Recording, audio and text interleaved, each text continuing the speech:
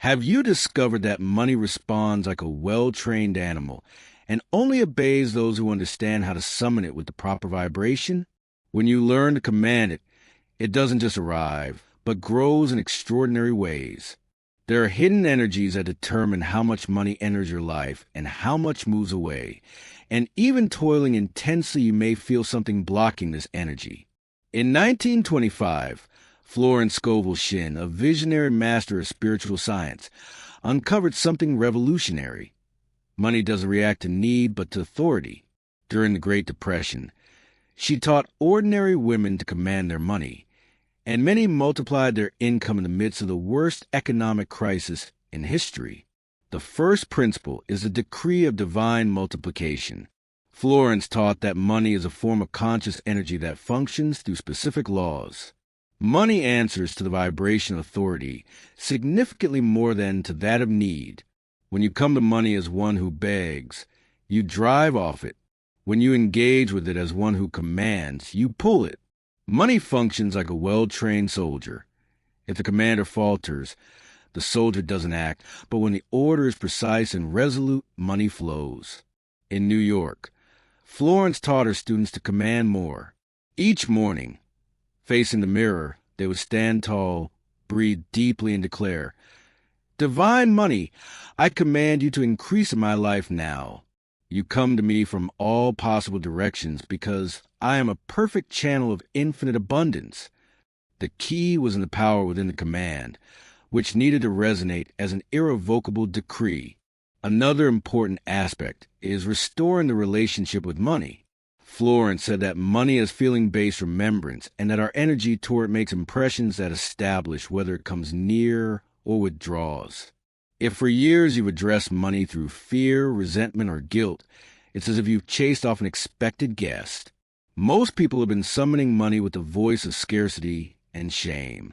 Before commanding your money, Florence taught harmonizing with it. In silence, her students would say, "Dear money, forgive me for having seen you as my enemy. Today I recognize that you are divine energy desiring to flow itself through me.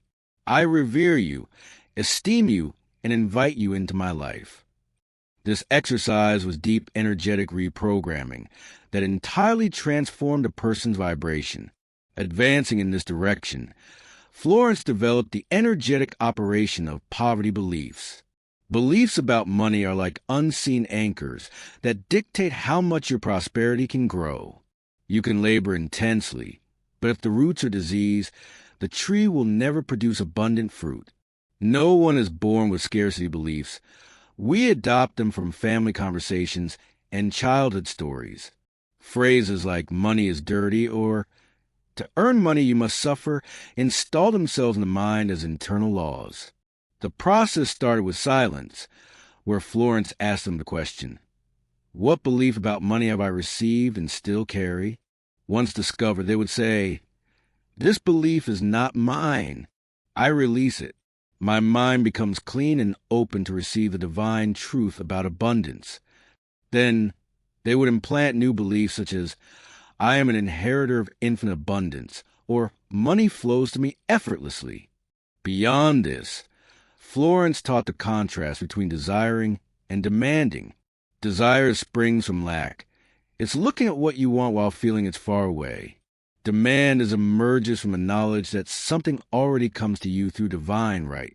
To desire is to say, "I don't have," creating more experiences of not having. To demand is to declare, "It's mine and I receive it now," activating invisible forces. In this context, another principle is to generate instead of competing. Florence insisted, "Never battle for money, create it." Competing suggests scarcity. Creating implies infinite abundance, knowing that you can produce new opportunities. When you compete, you concentrate on what others have. When you create, you link to the infinite source with distinctive fresh concepts. Each person has a particular talent for producing wealth that, when expressed, not only generates income, but benefits others. Likewise, Florence taught the decree of total sovereignty. It was an act of total sovereignty over one's own financial kingdom. The decree was, By my divine authority as an offspring of the Creator of all abundance, I decree that my financial reality shifts now. I command that all invisible forces work to multiply my money perpetually. The key lies in recognizing that the power to transform is already within you, and upon voicing it, the universe moves to obey. Additionally, Florence taught the sacred blueprint of your abundance. The universe needs specific guidance. It was about specifying how much, how, when, and for what you would receive. Her students committed a daily moment to answer, how much money do I want? From what sources? How do I want a sense when receiving it? The more details, the easier for the universe to create. The design must be formulated from a consciousness of shared abundance. Keeping this in view, the last step is to sustain prosperous consciousness. Activating abundance is the first part. Mastery lies in maintaining it. Maintaining requires daily attention, maintaining the internal state that summons it. This state is made of gratitude, certainty, and openness to receive. A key principle is to start each day with anticipatory gratitude, not only for what you already have, but for the abundance coming.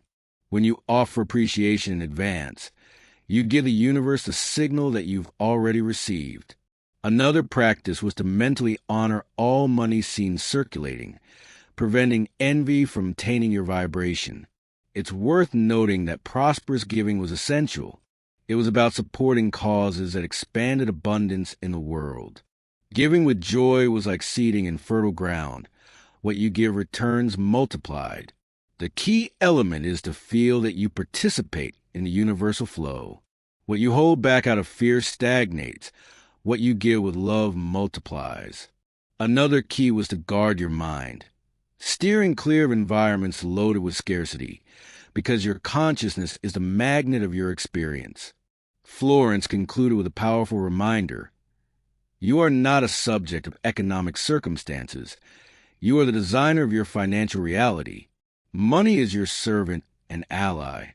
Now renew your commitment by saying, I decree that my prosperity increases perpetually in perfect harmony. I give with joy, receive with gratitude, and preserve the infinite flow of my wealth. If these words resonated, write in the comments, I decree, to confirm your commitment. Share this video with someone who needs to remember they are the creator of their reality. Subscribe to the channel and activate the bell, because I will share more principles that can multiply your prosperity. Abundance doesn't come to those who wait, but to those who command.